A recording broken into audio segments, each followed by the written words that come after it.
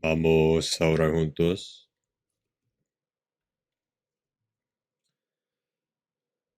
Dios nuestro Padre Santo y misericordioso que nos ama y que está en el cielo. Nosotros, cuando estábamos en nuestro pecado alejado de ti, el Señor ha recibido la maldición, el juicio y la ira que debíamos recibir.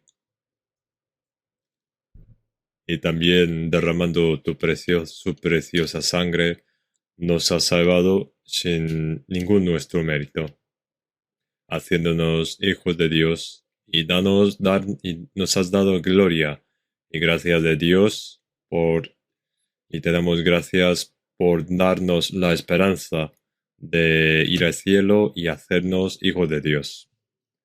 En esta hora nosotros que estamos redimidos por la sangre preciosa del Señor, estamos reunidos aquí en esta santa comunión para alabar tu gracia y el amor, aprendiendo tu palabra. Señor, que obra en nosotros, entre nosotros, sostén a cada uno de nosotros con tu mano misericordiosa y danos la gracia a cada uno de nosotros.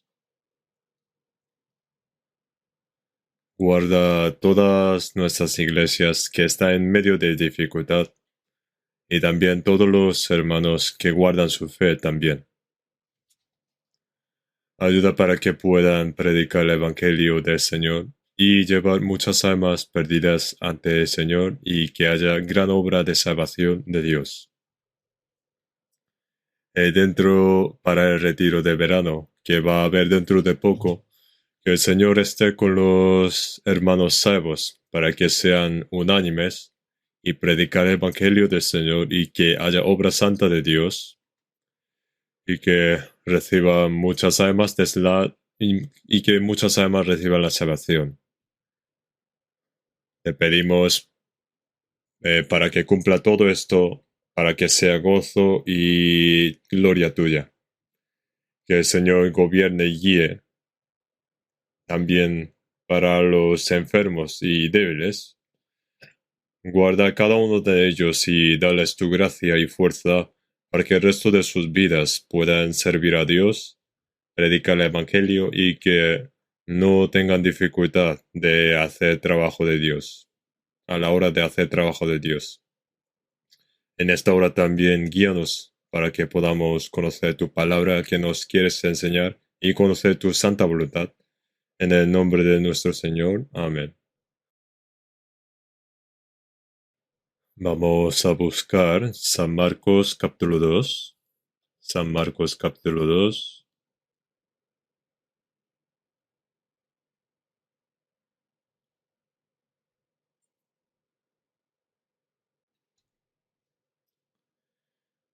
San Marcos capítulo 2.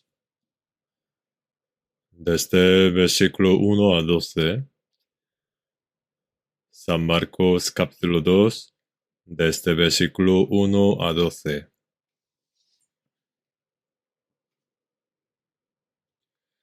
Entró Jesús otra vez en Capernaum después de algunos días, y se oyó que estaba en casa.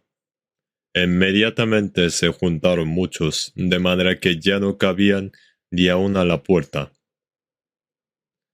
y les predicaba la palabra.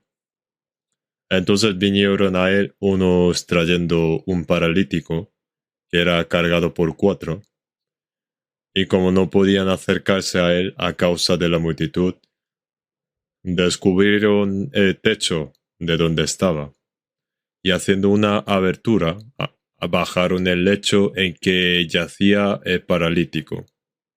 Al ver Jesús la fe de ellos, dijo al paralítico: Hijo, tus pecados te son perdonados. Estaban allí sentados algunos de los escribas, los cuales cavilaban en sus corazones. ¿Por qué habla así? Blasfemias, dice. ¿Quién puede perdonar pecados sino solo Dios?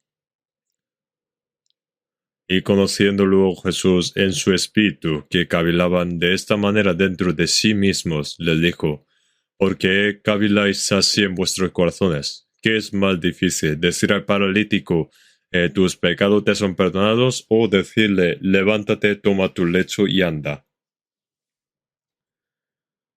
Pues para que sepáis que el Hijo del Hombre tiene potestad en la tierra para perdonar pecados, dijo al paralítico. A ti te digo, levántate, toma tu lecho y vete a tu casa. Entonces él se levantó enseguida y tomando su lecho salió delante de todos, de manera que todos se asombraron y glorificaron a Dios diciendo, nunca hemos visto tal cosa.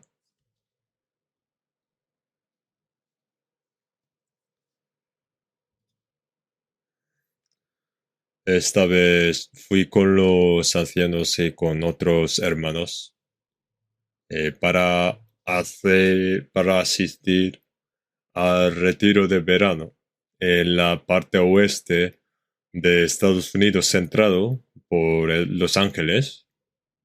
Estados Unidos también están predicando fuerte evangelio y tenemos gozo y gracias, ya que en este retiro también muchas personas han escuchado la palabra y han recibido salvación, aunque están en situaciones difíciles. En Estados Unidos hay muchas personas que hablan diferentes idiomas, entonces durante el retiro también hicimos 4 seminarios en coreano, inglés, español y chino. Y cuando nos reunimos juntos, escuchaban la palabra a través de traducción.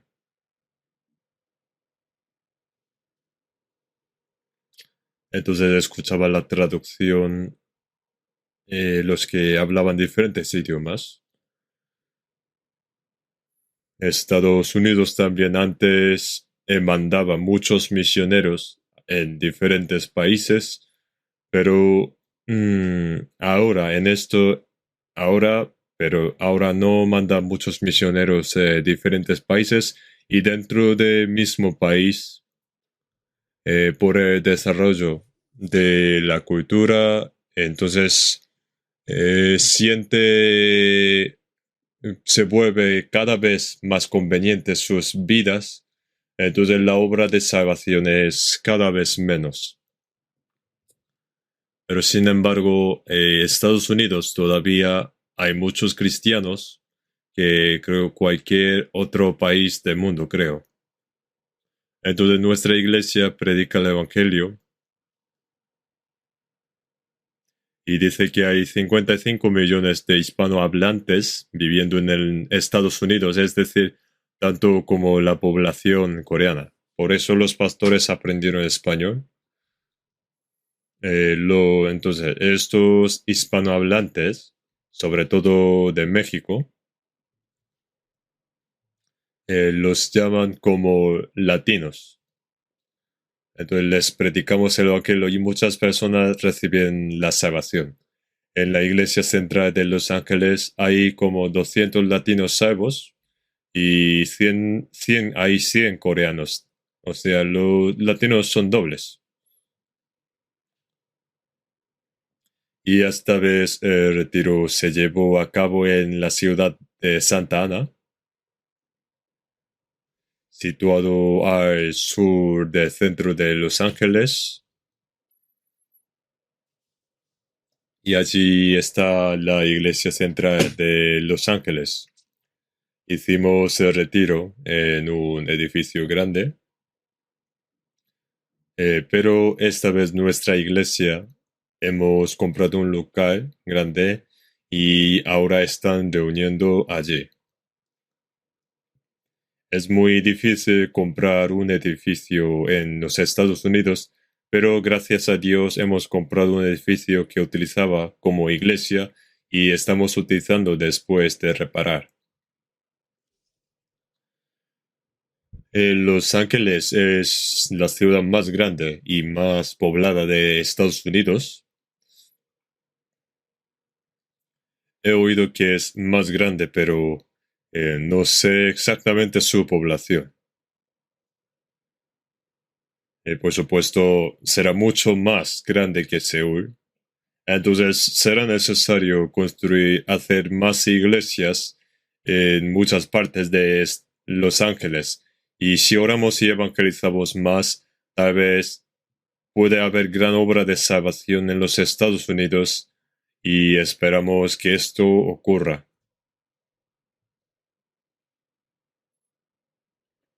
Está haciendo mucho calor y están diciendo que el contagio de COVID está aumentando estos días, por lo que debemos tener precaución y también tengo esa preocupación de esto también.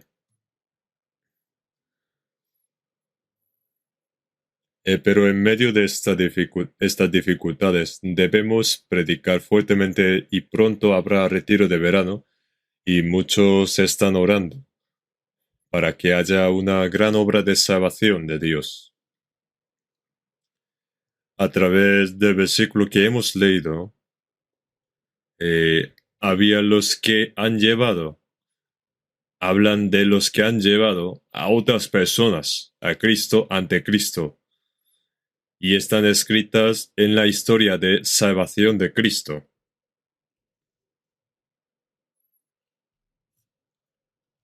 Entonces, el título de hoy será Los que han llevado pecadores a Cristo. Jesús fue a Capernaum y se quedó allí en una casa. Entonces, la gente oyó los rumores de que Jesús está allí. Entonces, mucha gente visitó a Jesús, a esa casa, y había tanta gente que no podían pasarse ni siquiera por la puerta de la casa. Creo que Jesús y sus discípulos no podían descansar porque mucha gente seguía a Jesús donde quiera que iba. Entonces fue difícil de alojar y descansar. Entonces no dejó de predicar la palabra, sanar a los enfermos, ayudar a los débiles y continuar evangelizando así durante 3 años. Entonces hubo mucha gente que ya no cabía ni aún a la puerta y les predicaba la palabra. Pero pone que Jesús siempre predicó el Evangelio del Reino de Dios donde quiera que vaya. Y habló sobre la verdad de que un pecador pueda entrar en el reino de Dios. Pero si vemos el versículo 3, entonces vinieron a él unos trayendo un paralítico, que era cargado por 4. Un paralítico es quien no puede moverse, acostado, y está acostado. Pero como está tumbado, acostado, y no puede moverse en su cuerpo, entonces, aunque está vivo, pero parece como un muerto, y está vivo, pero es igual que muerto, al igual que muerto debe estar esperando su muerte. Pero ante Jesús vino el paralítico cargado por 4.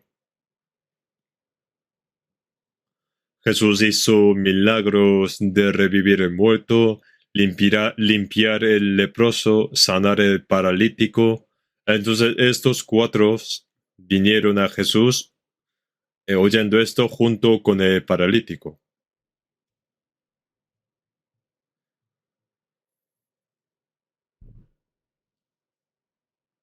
Nosotros no podemos asegurar de que trajeron al paralítico sin escuchar su opinión o que dijera el paralítico, llévame a Jesús.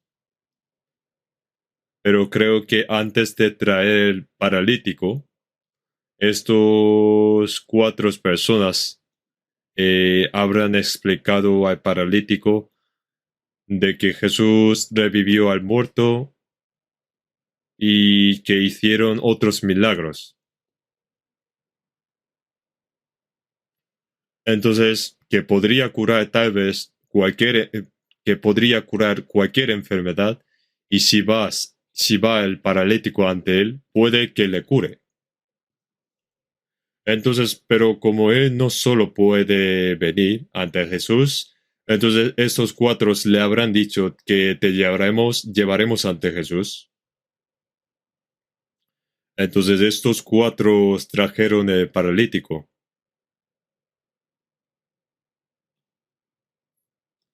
Yo no lo sé, no lo conozco muy bien, pero creo que vinieron de bastante lejos.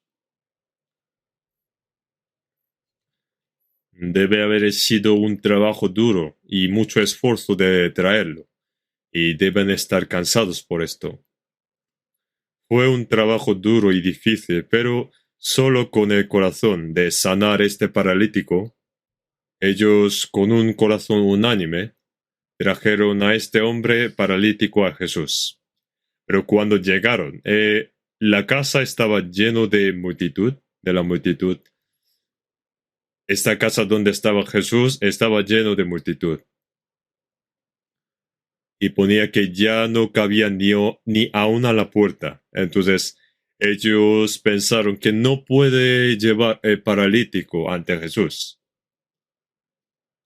Pero ellos no abandonaron, sino que ellos pensaron de nuevo, sea como sea, le llevaremos ante Jesús.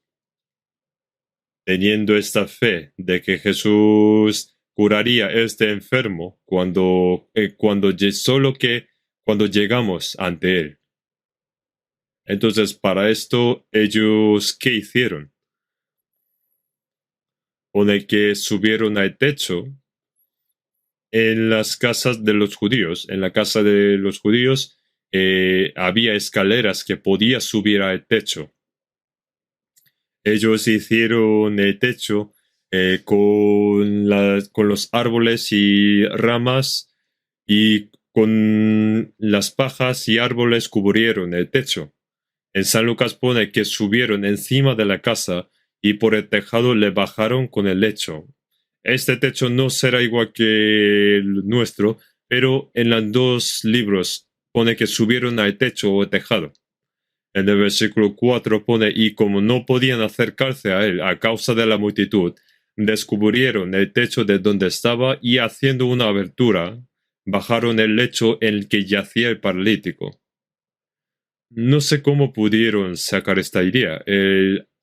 La abertura, es decir, el agujero, no puede ser pequeño para que pueda bajar el lecho donde yacía el paralítico desde el tejado.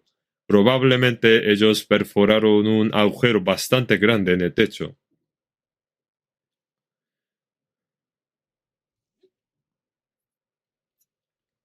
Estimaron que Jesús estaría ubicado por aquí más o menos, y habrán hecho agujero en el techo. Y pone que hicieron agujero y atado con la cuerda, bajaron el lecho. Como fueron cuatro, deben cooperar y trabajar juntos cuando tenía que bajar el lecho atado con las cuerdas. Si se desequilibra al bajar, el paralítico podría caerse. También ellos trabajaron juntos mientras que traía el paralítico, y también con un corazón unánime de llevar este enfermo a Jesús, y ellos hicieron un agujero en el techo y bajaron el lecho. Cuando imaginamos esta escena, hay algo que parece que no tiene sentido. ¿Cómo se le ocurrió romper el techo y bajar el lecho para llevarlo ante Jesús? No solo la gente que estaba allí, sino que el dueño de la casa también habrá sorprendido mucho. Entonces pensó, ¿acaso vais a destruir toda mi casa? Y muchas personas también habrán criticado.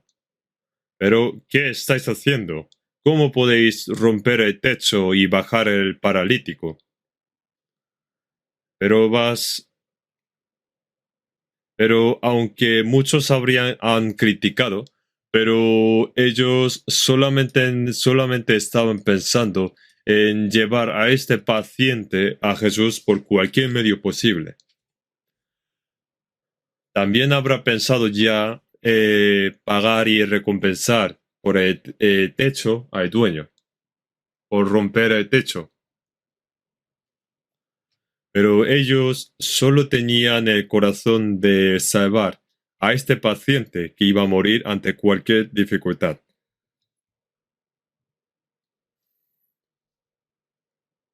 Y ellos finalmente vinieron ante Jesús, bajaron el lecho. Entonces, mientras que Jesús hablaba, ellos descubrieron el techo encima de Jesús y ahora hay escena. La escena es que viene el paciente desde el tejado bajando acostado en su lecho. Entonces en el versículo 5 pone, al ver Jesús la fe de ellos, dijo al paralítico, Hijo, tus pecados te son perdonados. Jesús no les reprendió. No dijo, pero ¿qué estáis haciendo? Si fuéramos nosotros, habríamos dicho así, ¿no? Pero el Señor ya lo sabía de antemano. Antes de descubrir el techo y bajar el lecho.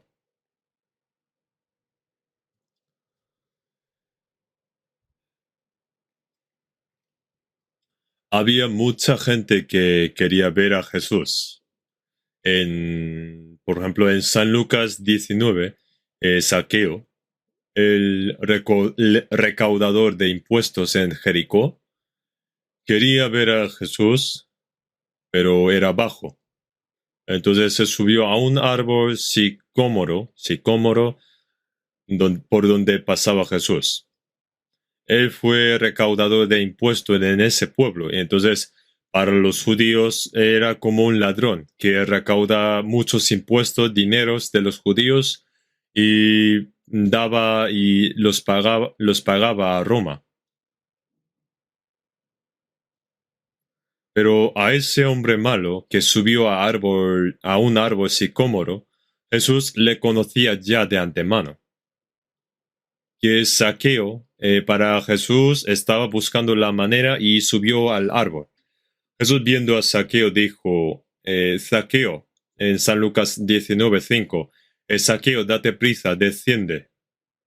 No es que alguien dijo a Jesús, ese hombre se llama Saqueo. Jesús ya conocía hasta su nombre. El Saqueo, desciende.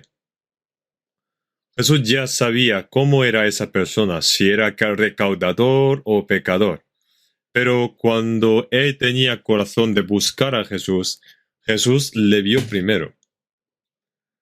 Porque hoy es necesario que pose yo en tu casa, entro en la casa de un pecador. Saqueo se sorprendió y llevó a Jesús a su casa. Ese día Saqueo recibió la salvación. Y Jesús en San Lucas 19:9 dijo, hoy ha venido la salvación a esta casa, por cuanto él también es hijo de Abraham. Que la bendición de Dios prometido con Abraham también vino a esta casa.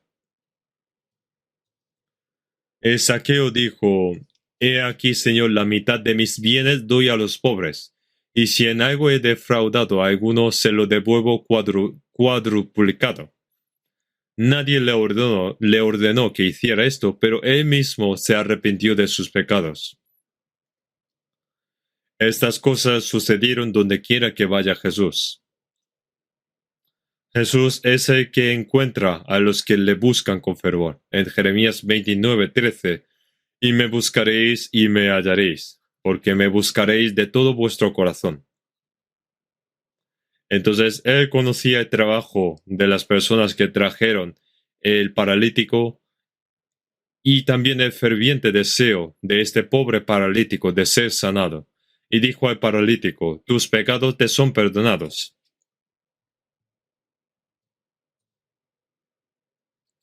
Este hombre paralítico vino a Jesús no para ser perdonado de sus pecados, sino para ser sanado.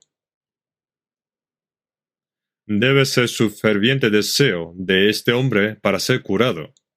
que por ahora está acostado, tumbado en la cama sin poder moverse, y que solamente está esperando la muerte como un cadáver. Pero antes de que Jesús sanara su enfermedad, dijo: tus pecados te son perdonados.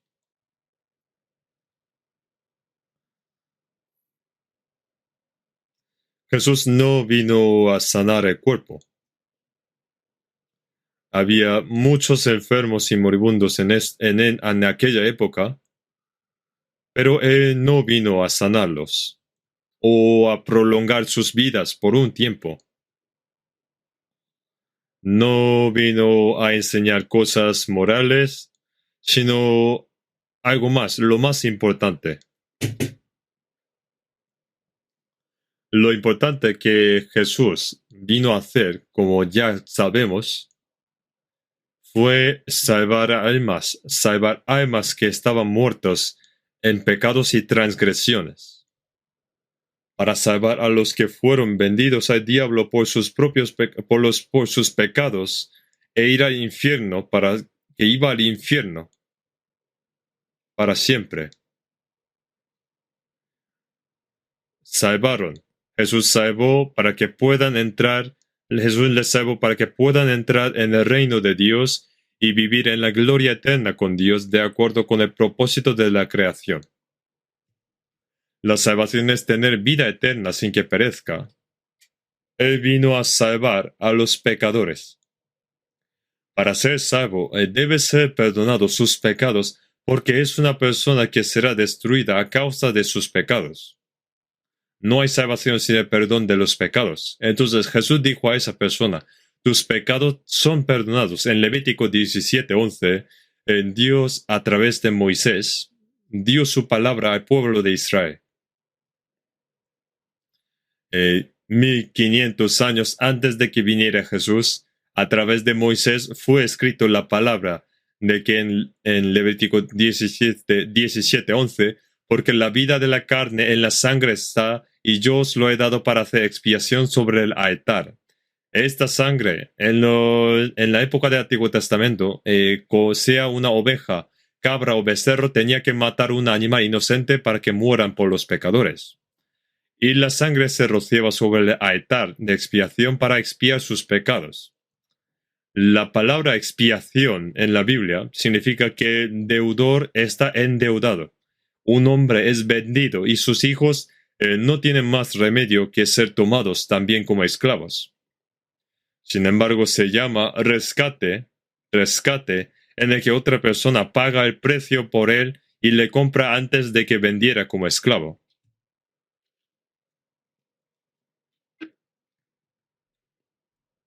Entonces, en 1 de Timoteos, capítulo 2, 6, el cual se dio a sí mismo en rescate por todos. Es el que rescata, que paga el precio del pecado y da libertad a los que fueron esclavos. Cuando uno paga el precio, fue comprado, pero no es para hacer esclavo de nuevo, sino para dar la libertad. Entonces, rescatar es pagar en vez de otra persona y liberar uno que fue esclavo.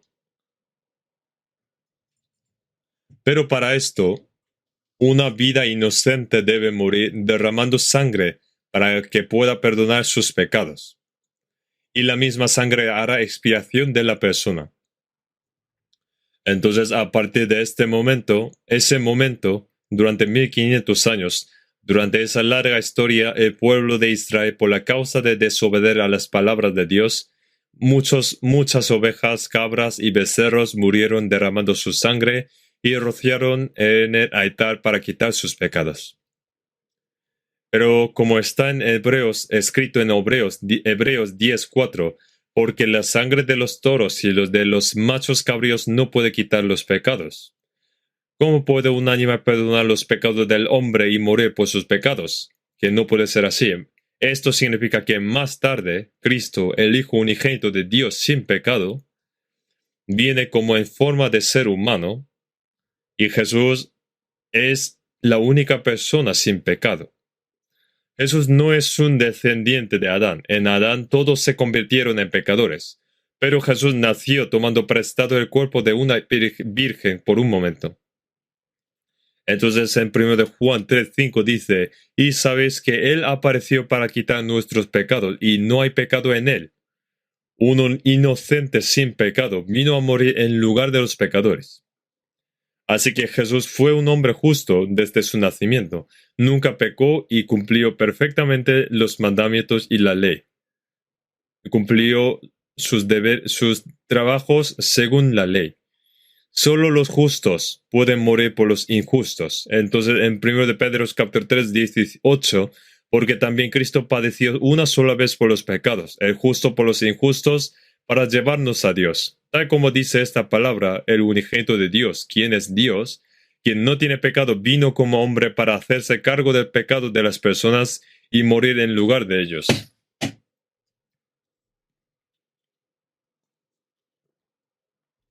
Por eso, no por sangre de machos cabríos, ni de becerros, sino por su sangre. Por su preciosa sangre, nuestros pecados fueron redimidos eternamente. Por eso Jesús, aun sin haber muerto en la cruz, sabiendo que iba a perdonar todos los pecados muriendo en la cruz y derramando toda la sangre, le dijo a este paralítico, sabiendo todo esto, dijo a este paralítico, hijo, tus pecados te son perdonados. Se lo dijo con antelación. Una persona está pagando sus deudas y dice, ahora no tengo dinero, pero te pagaré más tarde. Es una persona que tiene la capacidad, debe ser una persona que tiene capacidad de pagar esta deuda, sea de 10 millones o de 100 millones de euros.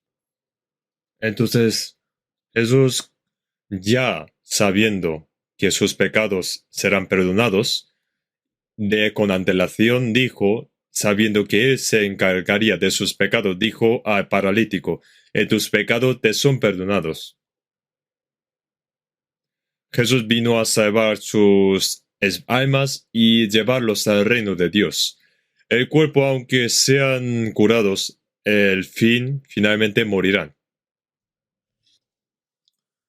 No vino a salvar las enfermedades carnales. No vino a curar las enfermedades carnales, sino que vino a resolver los problemas de la enfermedad del espíritu, el pecado. Y dijo, tus pecados te son perdonados.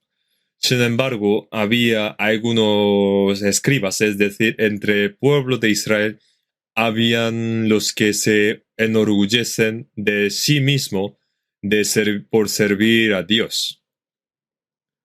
Y estas escribas eran los que enseñaban la Biblia, y los fariseos son los que consideraban que ellos eran más justos. Y entonces, ¿por qué ellos estaban sentados allí? Estos están aquí no para escuchar la palabra de Jesús, sino para criticar y reprender las palabras que decía Jesús, pues si ha hecho algo mal, para denunciar a Jesús con la excusa de haber hecho algo incorrecto. Entonces estaba buscando para criticar algo. Entonces por eso estaba sentado ahí. Estaban allí sentados algunos de los escribas, cavilando en sus corazones, no diciendo, sino pensando, ¿cómo puede un hombre decir esto? Blasfemias, dice.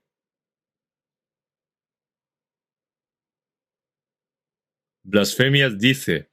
Están diciendo que están pensando que como un hombre puede perdonar los pecados de otros, que es imposible. ¿Quién puede perdonar pecados sino solo Dios? Solo Dios puede perdonar y juzgar, pero como un humano, alguien, aparte de Dios, puede hacer eso.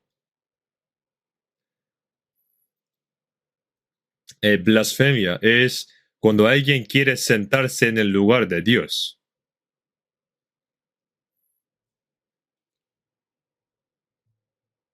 Los judíos querían matar a Jesús.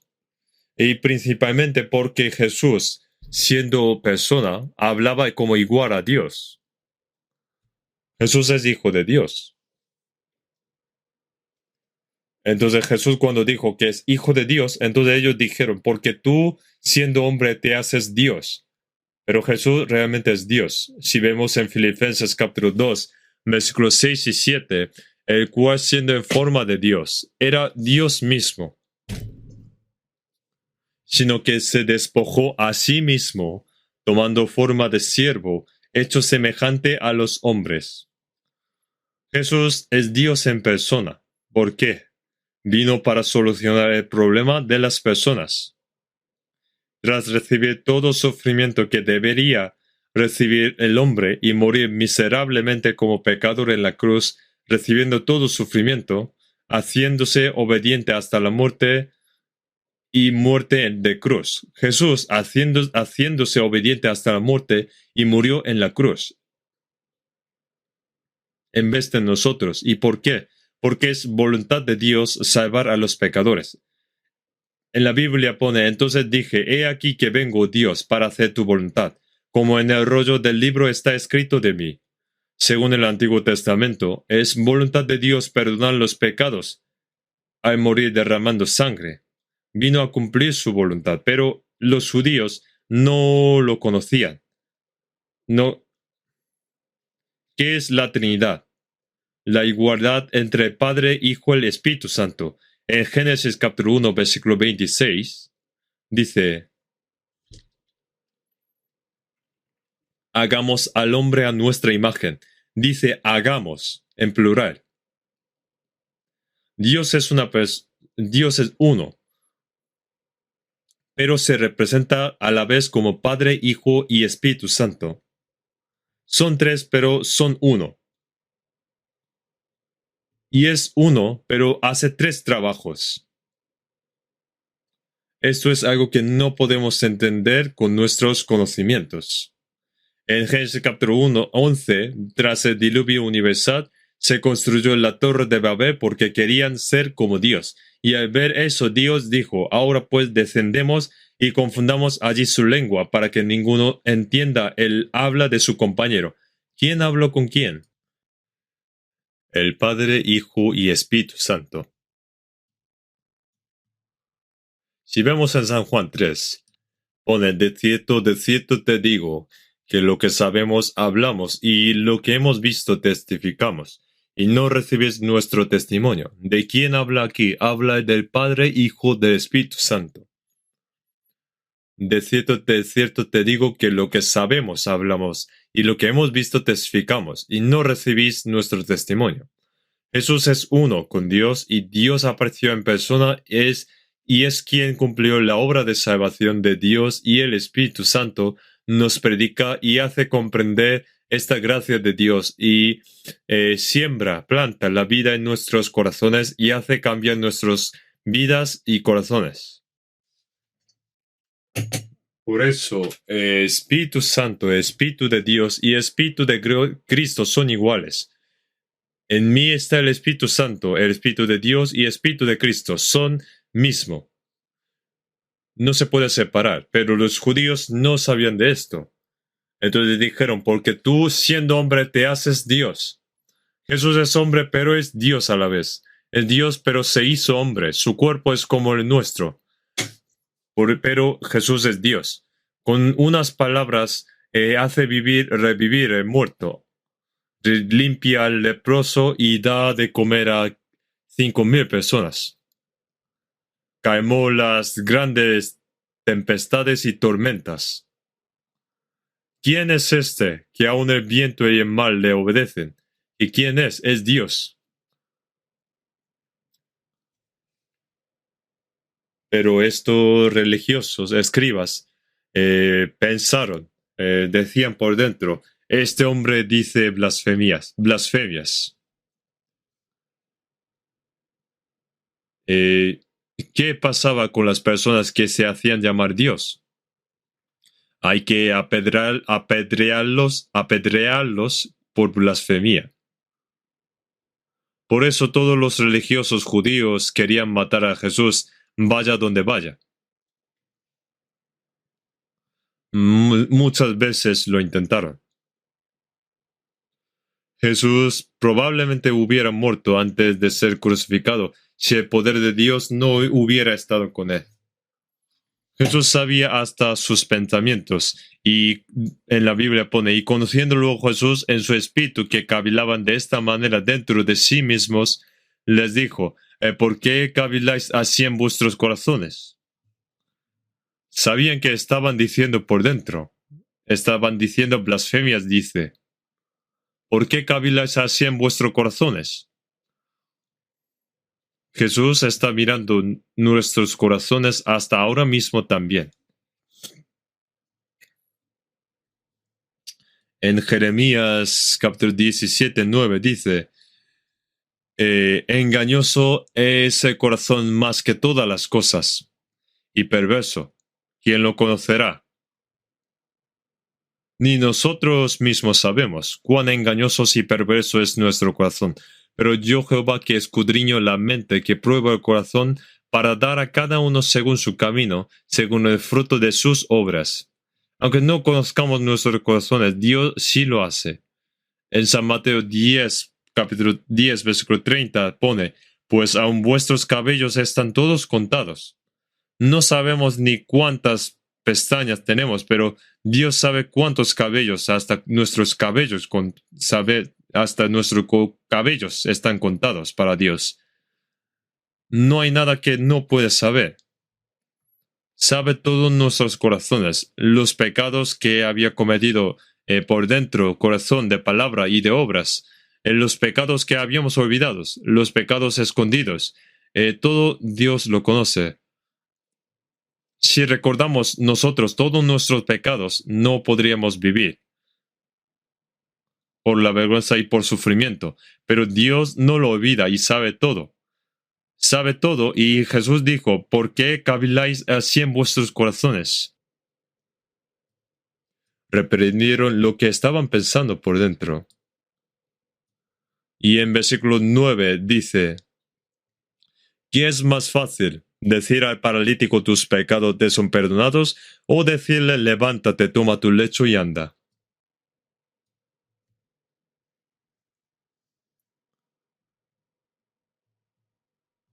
Jesús hizo una pregunta muy difícil.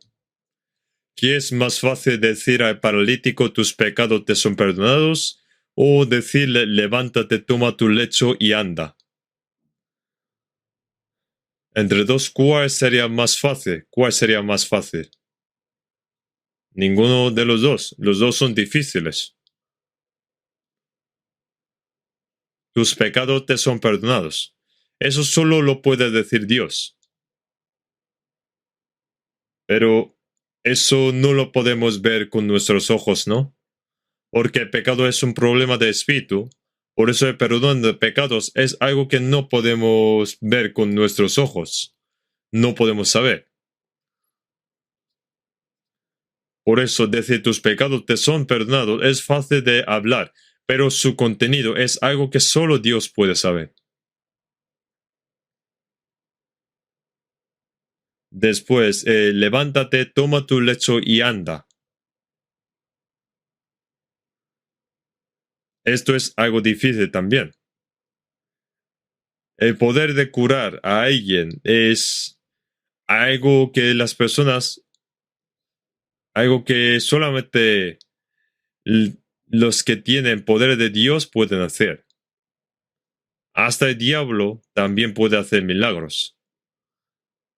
Por eso en Mateo 7:22 dice, muchos me dirán aquel día, Señor, Señor, no profetizamos en tu nombre y en tu nombre echamos fuera demonios y en tu nombre hicimos muchos milagros.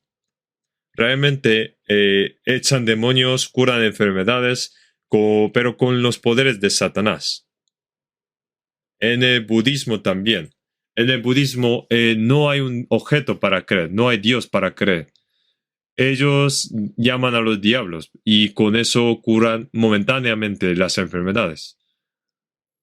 Entonces Satanás también puede hacer milagros. En Apocalipsis 13 pone que cuando el anticristo aparezca, los falsos profetas harán milagros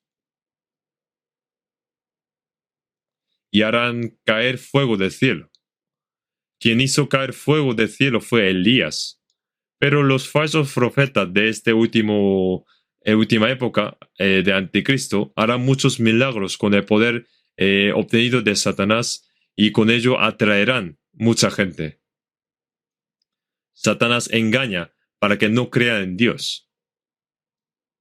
Por eso en 2 Tesalonicenses capítulo 2 dice, cuando aparece el anticristo, habrá mucha obra de Satanás y milagros, y con todo engaño de iniquidad para los que se pierden, por cuanto no recibieron el amor de la verdad para ser salvos.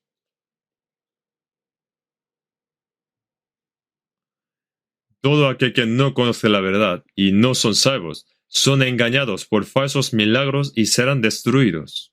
Si son engañados, su fin será destrucción. Si hay milagros, muchos se asustan diciendo, wow, es poder de Dios, y lo siguen. En Corea también hay muchos que dicen, yo soy Cristo, yo soy Olivo, yo soy Jesús, y si hacen milagros, muchos les siguen. Mucha gente les sigue. Esas personas no aman la verdad y no hay salvación en ellos.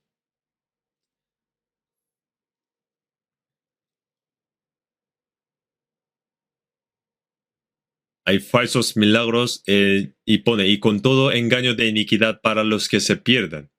Entonces hay milagros de Dios y milagros de Satanás también. Pero no tienen que asustarse por los milagros. Hay muchas personas que siguen solo los milagros. Pero si siguen solo los milagros, en la última época pueden ser engañados. En el Antiguo Testamento, el pueblo de Israel vio muchos milagros de Dios como prueba de que Dios estaba vivo.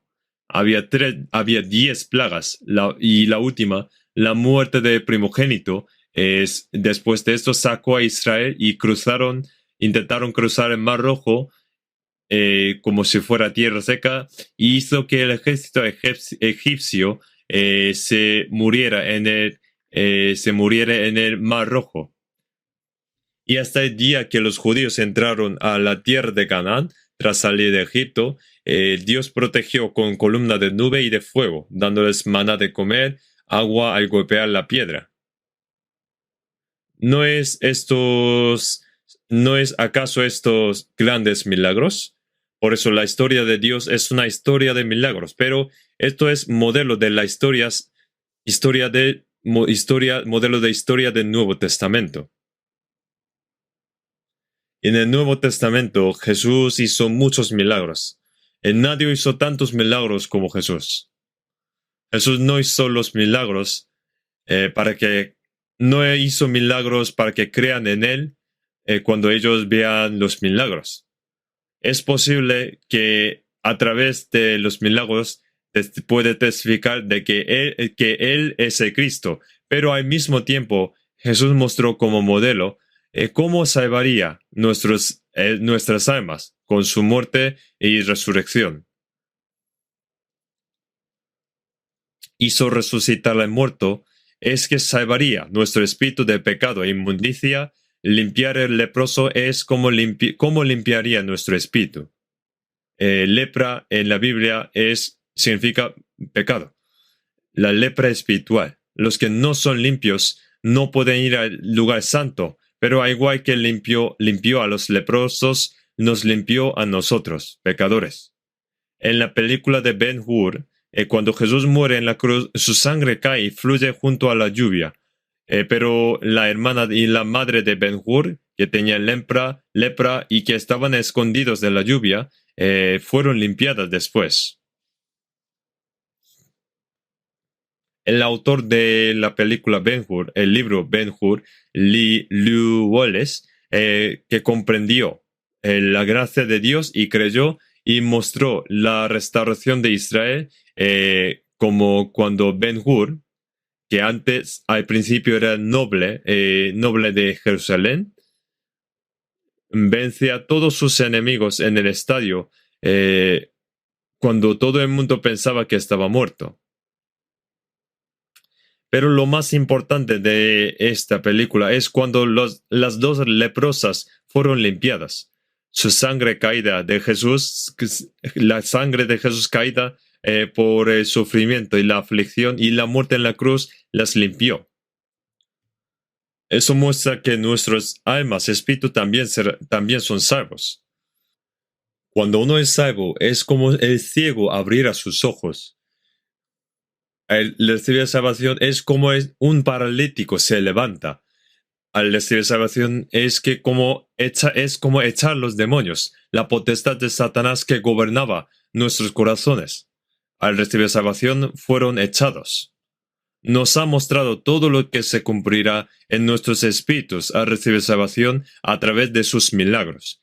Y cuando Jesús ascendió al cielo y sus discípulos evangelizaban, en San Marcos 16:20 pone, y ellos saliendo predicaron en todas partes, ayudándoles el Señor y confirmando la palabra con las señales que las seguían. Confirmando la palabra con las señales que las seguían. La época en la que predicaban los discípulos fue un momento más difícil de predicar, porque el pueblo escogido de Dios rechazaron a Jesús y lo crucificaron. Entonces, el Cristo, que ni siquiera el pueblo escogido de Dios lo cree, que no cree que como hijo de Dios, bueno, Cristo significa Salvador, entonces, ¿cómo los incrédulos que ni siquiera conocen Antiguo Testamento pueden creer en Jesús, que ni siquiera su pueblo están creyendo en él? Pensamos un momento que el Nuevo Testamento aún ni siquiera estaba escrito. Entonces, en la época que predicaban los discípulos, sin los milagros no podían predicar. Necesitamos conocer esto previamente. Entonces, y ellos saliendo predicaron en todas partes, ayudándoles el Señor y confirmando la palabra con las señales que las seguían. Necesitaban milagros, señales. ¿Qué dijeron Pedro y Juan cuando un cojo le pidió el dinero en la puerta del templo de Jerusalén? ¿Qué dijo? No tengo plata ni oro, pero lo que tengo te doy. En el nombre de Jesucristo de Nazaret, levántate y anda. Así un cojo de nacimiento se levantó y corrió también. Entonces hubo muchas personas que lo vieron. Entonces Pedro dijo, Jesús a quien habéis matado en la cruz ha curado a esta persona. Entonces, ¿quién podría contradecir esto? En San Juan capítulo 9, Jesús curó a un ciego de nacimiento.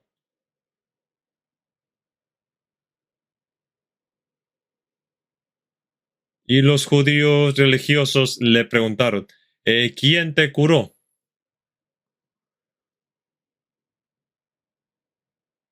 Jesús de Nazaret hizo todo. Untó en mis ojos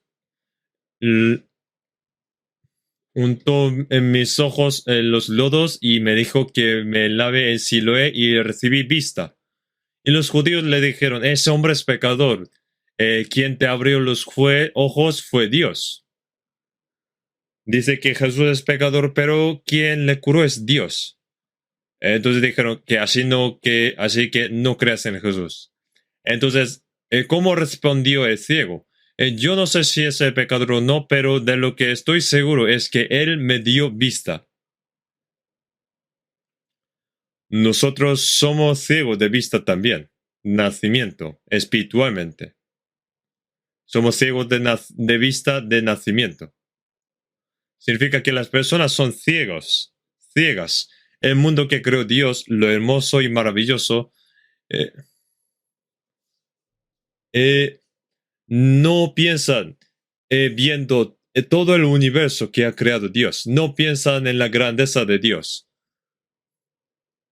Viendo todas las cosas, solamente, aunque sea una flor, solamente una flor, puede sentir el verdadero amor de Dios, pero no lo piensan. ¿Por qué? Porque son ciegos. No saben lo divino ni lo eterno, solo creen lo que ven, lo material. Viven como bestias. Entonces, cuando recibimos la salvación, es que nuestros ojos se abrieran. Podemos sentir el amor de Dios al ver las bellas flores y los aves. Con toda su creación podemos ver su amor, cuánto nos ama, su sabiduría y su belleza, su grandeza y hasta el mundo eterno que nos espera. ¿Y, y cómo podemos ver? Porque nuestros ojos se han abierto.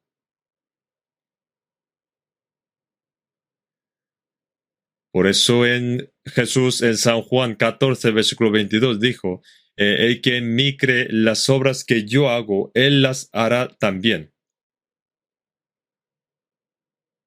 ¿Hacer qué? Los milagros. Los discípulos hicieron muchos milagros. Pedro también revivió un muerto y Pablo también. ¿Por qué hicieron esto? Porque así podían testificar que la palabra de Dios obraba, estaba con ellos. Como cuando hay un documento y necesita firmar el presidente o en una empresa para justificar que aprueban ciertos papeles, entonces finalmente para confirmar se firma con un sello para firmar todo lo que está puesto en ese documento. Los discípulos testificaban a través de los milagros que el evangelio que predicaba fue dado por Dios. Por eso ponen confirmando la palabra con las señales que la seguían. En Hechos seguía ocurriendo esto. Se necesitaron milagros hasta que se terminara de escribir todo el Nuevo Testamento. Dios obraba junto a ellos hasta que toda la Biblia fue escrita. Ahora vivimos en una época en la que se predica esta palabra ya toda escrita y creemos a través de la palabra. Y no necesitamos milagros. La palabra que predicamos nos hace comprender la palabra que nunca en otra época pudieron entender.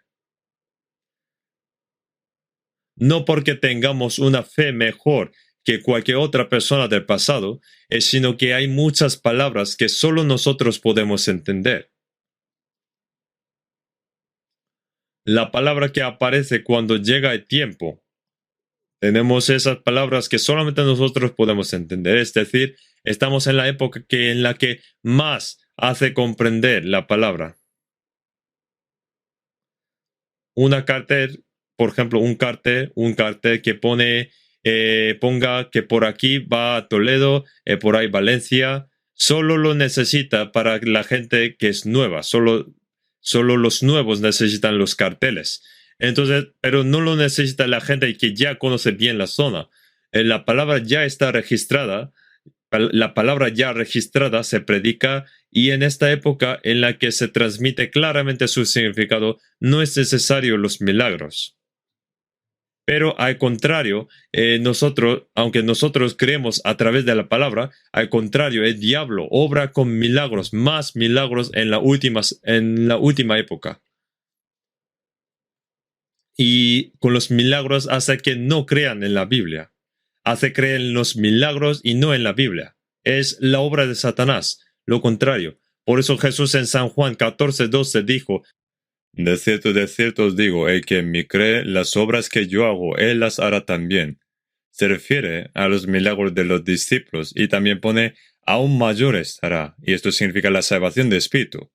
Jesús le dio comer a 5,000, a 3,000 personas, y cuando Pedro predicó recibieron salvación, 3,000, 5,000 personas recibieron salvación.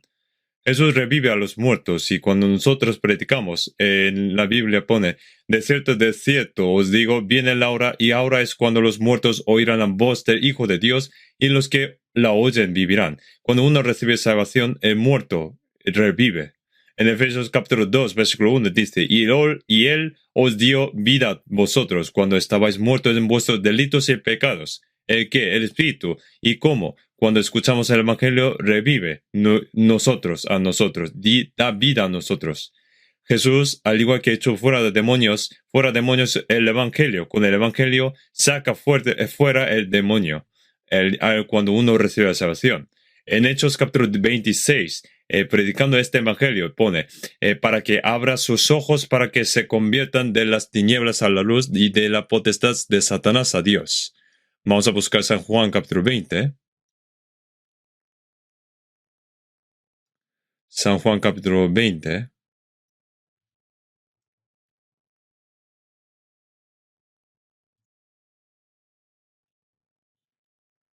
San Juan capítulo 20, versículo 20. Y cuando les hubo dicho esto, les mostró las manos y el costado, y los discípulos se regocijaron viendo al Señor. Entonces Jesús les dijo otra vez, paz a vosotros, como me envió el Padre, así también yo os envío.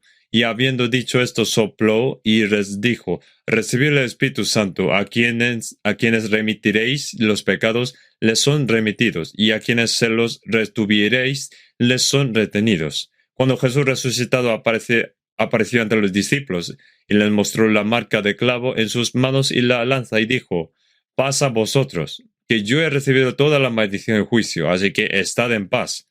Es la paz, y nuestro espíritu está en paz. Y como me envió el Padre, así también yo os envío. En el capítulo 6, Jesús dijo, porque he descendido del cielo, no para hacer mi voluntad, sino la voluntad de quien me envió. La voluntad del Padre es que Jesús muera en la cruz y que perdone nuestros pecados eternamente. Ahora Jesús ha muerto y resucitado. Esto testifica que Jesús es Cristo que ha enviado por Dios. Nos hizo creer esto. Pone, y como me envió el Padre, así yo os envío. ¿Qué significa esto? Jesús murió en la cruz y resucitó y cumplió la obra de la redención. Y después dijo, y como me envió el Padre, así que yo os envío. Esto significa que la obra que ha cumplido Jesús, los discípulos predican esto, lo que ha Jesús cumplido. Solamente discípulos, no, todas las personas que han entendido la gracia de Dios y que han recibido salvación son enviados por Dios para evangelizar. El evangelio no solamente predican los pastores o misioneros, sino todos los salvos son enviados de Dios. Entonces, todos somos enviados de Dios. Entonces, ¿para qué? ¿Qué deben hacer los enviados? A quienes remitiréis los pecados, les son remitidos, y a quienes se les retuviereis, les son retimidos. En el catolicismo dice que Pedro tiene la llave del cielo, pero en San Mateo 16, Pedro testificó, tú eres Cristo, el Hijo de Dios viviente. Entonces le respondió Jesús, porque no te reveló carne ni sangre, sino mi Padre que está en los cielos. Y a ti te daré las llaves del reino de los cielos, y todo lo que ataras en la tierra será atado en los cielos, y todo lo que desataras en la tierra será desatado en los cielos. Por eso dicen que Pedro fue primero en recibir la llave del cielo. Y que como Pedro no puede hacer todo solo, entonces el Papa de Roma tiene ese trabajo también, y en lugar de Papa también trabajan las curas juntos también. Entonces la gente va confiesa diciendo, yo hice estos pecados. Entonces el cura dice, tus pecados te son perdonados, diciendo así. Hasta ahora. ¿Cuánta gente está yendo al infierno por esta falsa doctrina? Jesús le dijo a sus discípulos, a quienes remitiréis los pecados, les son remitidos, y a quienes se los retuviereis, les son retenidos. ¿Se lo dijo a Pedro? No, a todos los discípulos, y solo a ellos, no, a nosotros también. En Hechos capítulo 8, cuando Felipe se encontró con el eunuco de Etiopía, el que venía a dar sacrificio en Jerusalén, y subió a su carro y le enseñó la Biblia y él lo comprendió. ¿Quién fue Felipe? Un diácono, un eunuco muy importante con mucha potestad de Etiopía, recibió la salvación. En Hechos capítulo 8 también sale el diácono Esteban. fue apedreado hasta la muerte evangelizando. No solo los discípulos. En las grandes persecuciones de Jerusalén pone que todos se esparcieron. Pero por miedo a morir ellos se esparcieron, ellos estaban escondidos por miedo, no, fueron a predicar en todos los momentos, en todos los lugares, no solo los santos, no solo los discípulos, sino todos los santos, todos eran predicadores. Predicaron que Jesús murió por ti, que perdonó todos tus pecados y si crees hay salvación.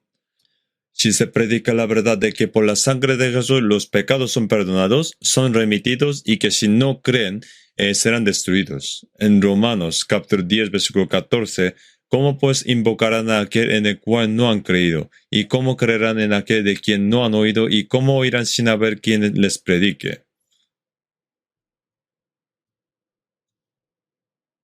Aunque Jesús murió en la cruz para una eterna redención, pero si no hay nadie que predique, nadie puede creer esto. La fe es por el oír. ¿Cómo vas a creer sin oír? Hay casos excepcionales en los que comprenden solo leyendo la Biblia, pero la mayoría no entienden aunque lean. El eunuco también estaba leyendo la Biblia, pero dijo, ¿entiendes lo que lees? Entonces dijo, ¿y cómo podré si alguno no me enseñare? Claro que no entienden. Tiene que predicarles los que han entendido primero.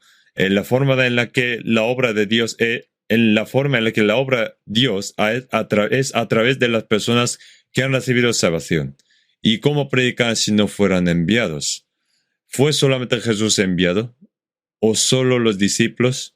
Los que han recibido salvación primero son los enviados. Si hemos sido enviados, ¿cómo no predicaremos? Tenemos una misión de vida de evangelizar. Este paralítico, ¿quién fue quien despertó su corazón para que fuera ante Jesús para ser curado? ¿Lo habrá sabido solo él? Como los que ya creen en Jesús se lo contaron. Él quiso ser salvo, curado, y como no podía ir solo, habrá pedido ayuda, y le habrán respondido, nosotros te ayudaremos. Por eso pudo este paralítico venir a Jesús desde tan lejos.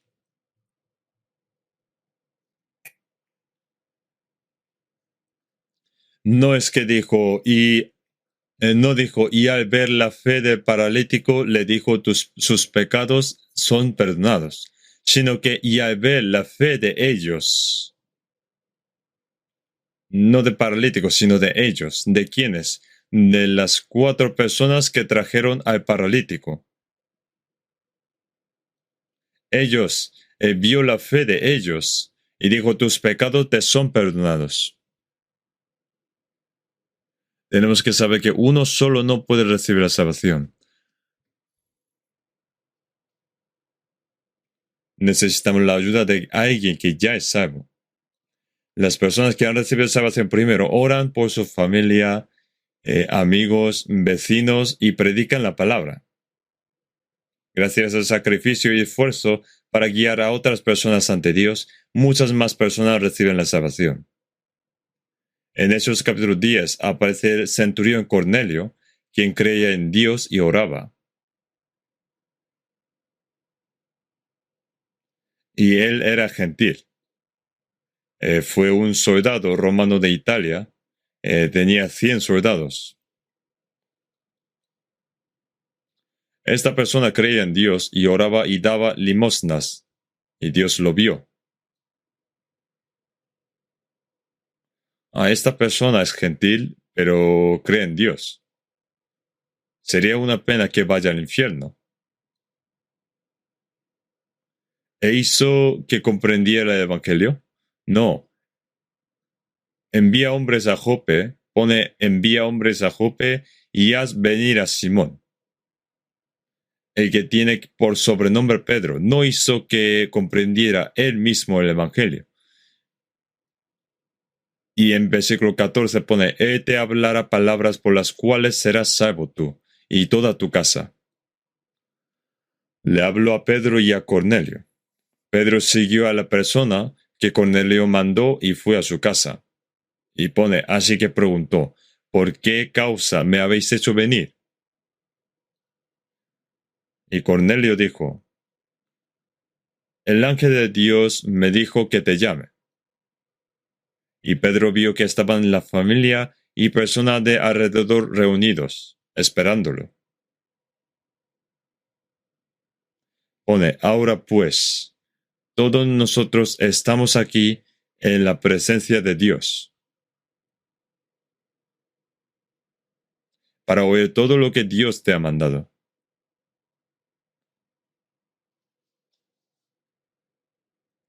Pedro testificó valientemente. No solo Cornelio, sino que sus familias y vecinos también recibieron salvación. Mucha gente recibió la salvación gracias a la fuerte oración y predicación de otra persona que ya era salva. En San Juan capítulo 4, Jesús se encuentra con una mujer samaritana con muchos pecados.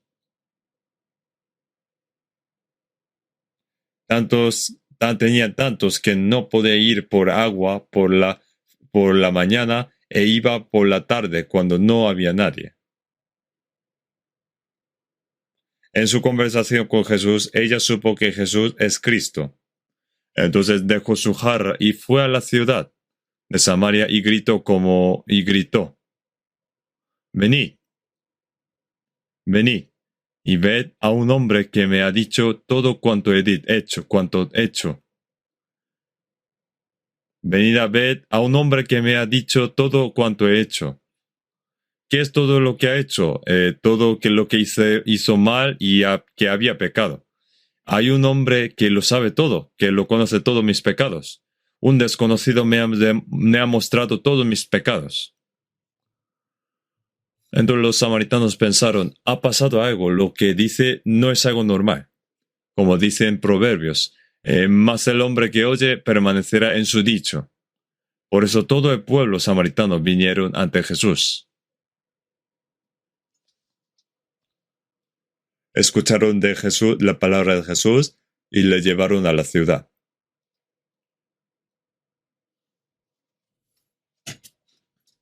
Jesús predicó durante 2 días a mucha gente estando allí.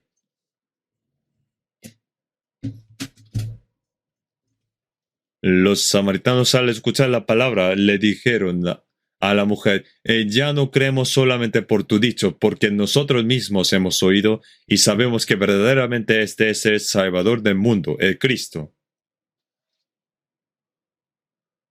Observamos cuánta gente guiado por una mujer samaritana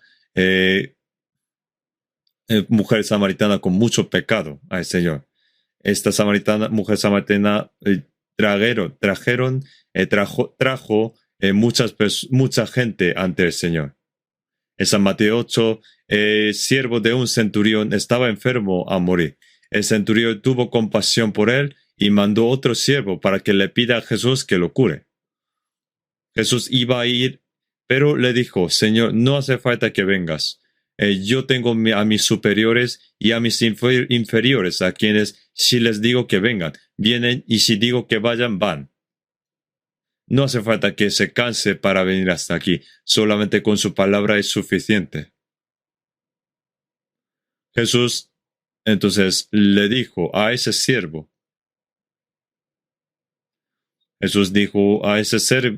ve. Mientras volvía se encontró con otro siervo diciendo que ya estaba curado.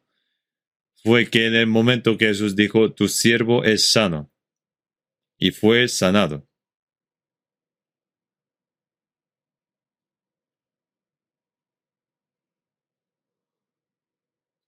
Hay muchos casos en los que las personas reciben la salvación gracias a otro que ya era salvo. Hay muchas palabras que dicen esto. Para aquellos que quieren ser salvos, no solo les ayudan con su fe, sino también que levanta la fe de la persona que le ayuda. Si dejamos solo y sin decir nada a la persona no salvas, no saben nada.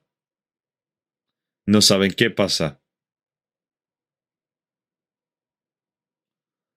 Si oramos por ellos y tenemos un corazón ferviente por la salvación de sus almas, Dios les ayuda a comprender.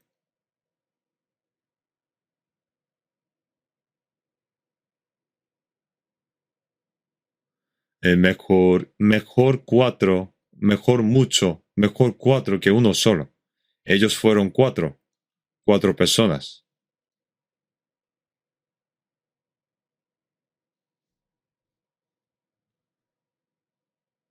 Son las personas que llevaron el lecho en sus hombros.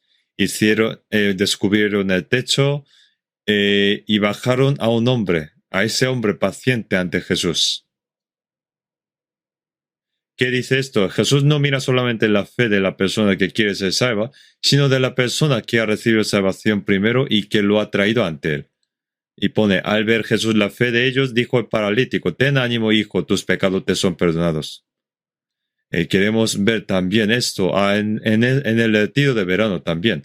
Si oramos fervientemente y para aquellos que quieren decir que reciban la salvación, entonces, por ejemplo, un imán, cuando un imán atrae un metal y se pega a ella, a través de este metal pegado se atrae otro imán.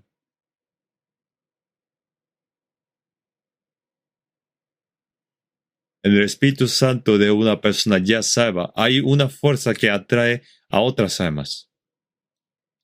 Una persona que guía a una persona ante Dios. Una fuerza que guía a una persona ante Dios. Es la obra del Espíritu Santo. En Efesios 3:20, y aquel que es poderoso para hacer todas las cosas mucho más abundantemente de lo que pedimos o entendemos. El Espíritu Santo obra con poder entre nosotros. Si una persona salva no tiene interés en la salvación de otras almas, nadie puede recibir la salvación. Si un salvo no tiene interés de las almas de otras personas no salvas, no sirve mucho.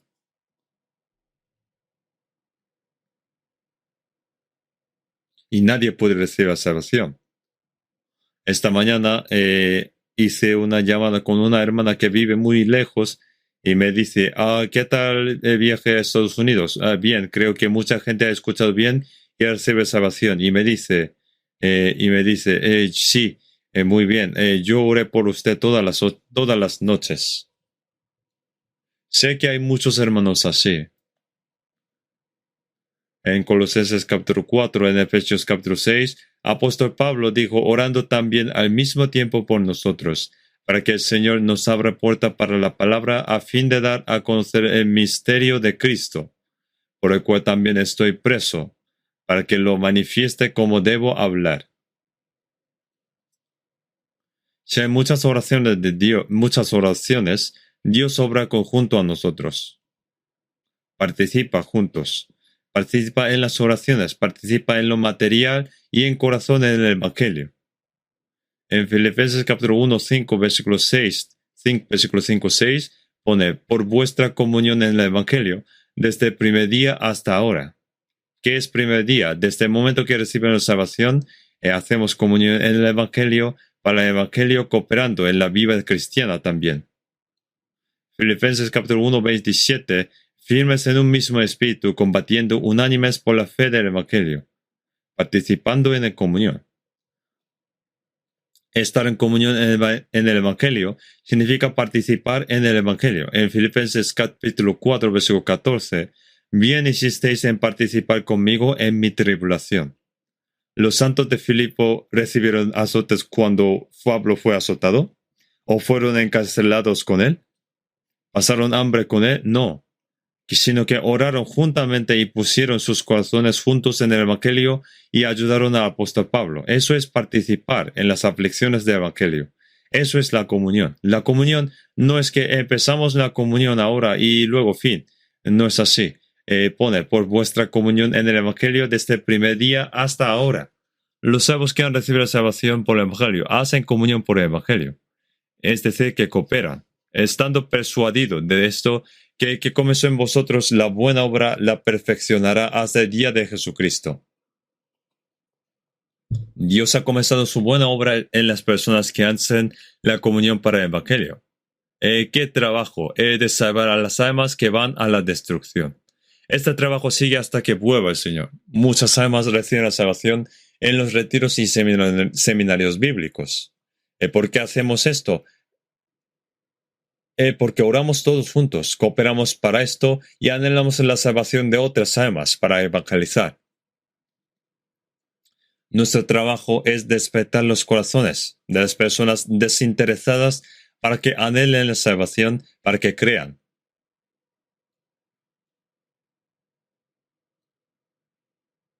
¿Deberíamos dejarlo sin más?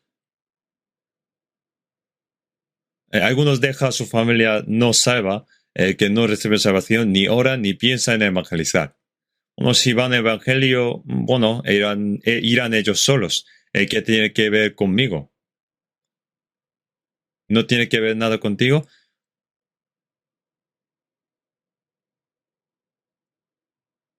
Si lo único que dicen es vamos a la iglesia, así se puede evangelizar. Si a un paciente a punto de morir le decimos vamos al hospital, entonces puede curar, se curará. Hay que llevarlo ante un buen médico y decirle si haces lo que el médico dice el médico vivirás. Ayudará a que reciba tratamiento o operación, porque si no muere.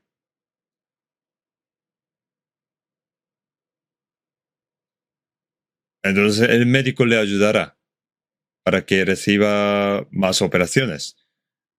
Pero, por ejemplo, si decimos solo vamos a la iglesia, ¿sería suficiente? Eso no es evangelizar.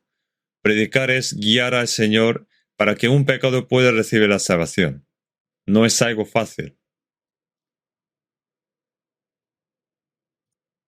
Llevar en los hombros a esta persona paralítica, que no puede levantarse tan bien, tuvo sacrificio y dificultad, y subirlo a un tejado y a descubrir el techo y bajar el lecho. ¿Y cómo fue el resultado? Esa persona paralítica, fue curada. Su pecado fue perdonado. Jesús le dijo, levanta y anda. ¿Por qué? El perdón del pecado no es visible. Se mostró que Jesús tiene la potestad de perdonar pecados, que Dios tiene el poder de perdonar su pecado, los pecados, al decirle que ande.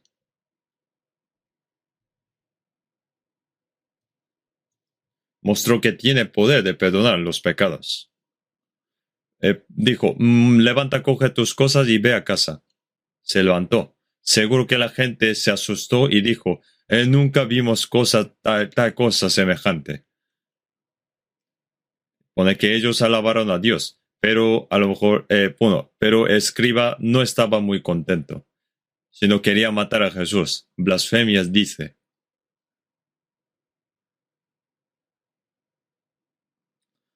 Y en los seminarios bíblicos del Retiro, más gente, muchas personas suelen recibir la salvación. ¿Y por qué será? Será por las buenas vistas y fresco aire y algunas otras por otras cosas, porque reciben buen tratamiento. No, solo se conmovieron al ver el trabajo y pasión y amor de las personas que evangelizan. También el Espíritu Santo obra en nosotros y hace comprender la gracia de Dios y por eso reciban la salvación. Hace comprender que son pecadores y por eso que necesitan recibir la salvación. Es como estuviéramos en un alto horno. Allí todas las impurezas y piezas de metal sucias se derriten y se desprenden, y con el elemento puro se hacen nuevos productos. Y al salir de ese alto horno se hace una criatura nueva. Un pecador renace como hijo de Dios y se hace una nueva criatura que va a ir al cielo. ¿Esto no sería un milagro? ¿Es la obra del hombre? Solo esto Dios puede hacer. En la Biblia pone, que pagaré a Jehová por todos sus beneficios para conmigo. Hemos recibido de la gracia de Dios. Debemos de agradecerle. ¿Y cómo? En Salmo 118, versículo 17, No moriré, sino que viviré y contaré las obras de Yah. ¿Qué haremos si no hemos muerto y estamos vivos? El Salmo 66, versículo 16. Venid, oíd todos los que teméis a Dios, y contaré lo que he hecho y contaré lo que ha hecho por a mi alma. Lo que ha hecho a mi alma. Conocemos lo que ha hecho Dios por mi espíritu. Dios ha amado tanto a un pecador como yo, y ha muerto por mí, y por su sangre preciosa ha perdonado mi pecado eternamente, y al resucitar me ha dado vida eterna y un propósito de evangelizar. Eso debemos predicar esto. Ese es el propósito por el que vivimos y no morimos. Si una persona salva, no dice nada y ni tiene corazón de predicar, no sé, ¿será realmente salvo?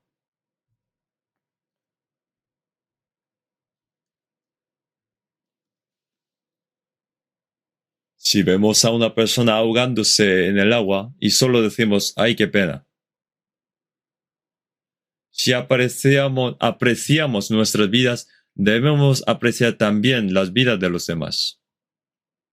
Hay asesinos que matan por unas monedas, céntimos, y otros que solo pasan aún viviendo a alguien morir. Los dos son asesinos. Son asesinos de manera pasivos. Aún habiendo alguien muriendo por un accidente de tráfico, ¿pasaríamos porque estamos ocupados? Si pensamos en su vida y su familia, no podemos dejarlo. Vamos a dejar de lado mis cosas y daré mi máximo para salvar a esa persona. La vida carnal es importante, pero sabemos cuán preciosa e importante es la vida espiritual. Cuán precioso es la obra de salvar a cada persona que iba a ir al infierno. En San Juan capítulo 5, 21, porque como el Padre le mata a los muertos y les da vida, así también el Hijo a los que quiere dar vida. Levantar a los muertos, nosotros también podemos revivir muertos. Pone mi Padre hasta ahora trabaja. Jesús trabaja y el Espíritu Santo trabaja entre nosotros, por lo que podemos revivir a los muertos. Por eso estamos en el mundo. Como decía el cántico, pronto la noche viene y nadie puede trabajar. Sí, el sol está a punto de caer. Dentro de poco no podremos trabajar y el Señor vuelve de nuevo. En la última época pone, el que duerme en el tiempo de la siega es hijo que avergüenza.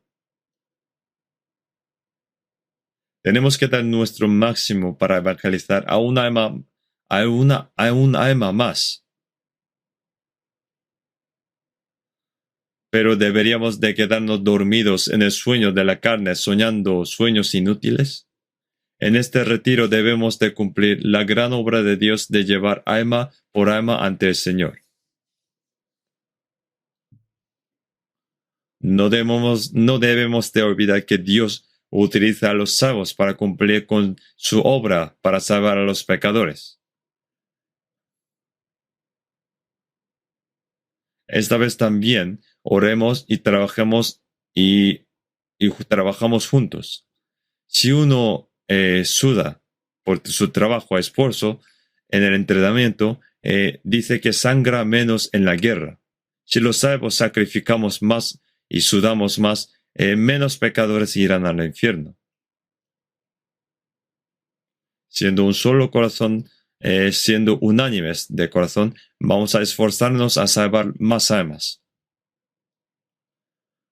Cuando todos están de vacaciones en la playa o en el extranjero, en el otro país extranjero, en este tiempo cálido, nosotros vayamos al retiro, dejando todo en Dios para salvar a una alma, aunque sea una alma más.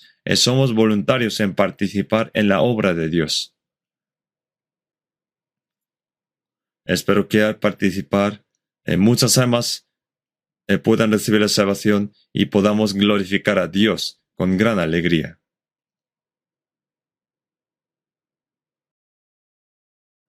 Vamos a orar juntos. Dios nuestro Padre misericordioso, en este último tiempo que tú has fijado, tú nos has llamado entre muchas personas del mundo. Te damos gracias por tu gracia que nos has dado. Dentro de poco nosotros sabemos que terminará esta época de gracia que tú has permitido y habrá el juicio y la ira de Dios. Sabemos que nosotros no nos avergonzamos del Evangelio que nos da esperanza de tener vida eterna, tu amor y entrar en el cielo.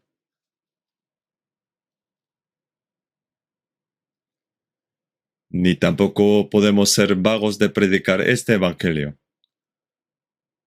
El Señor, a través de este retiro de verano, que muchas almas reciban la salvación y que obre, Señor, y que seamos unánimes de orar y esperar, y que esté Dios en medio de todo esto, y que reciban muchas almas la salvación.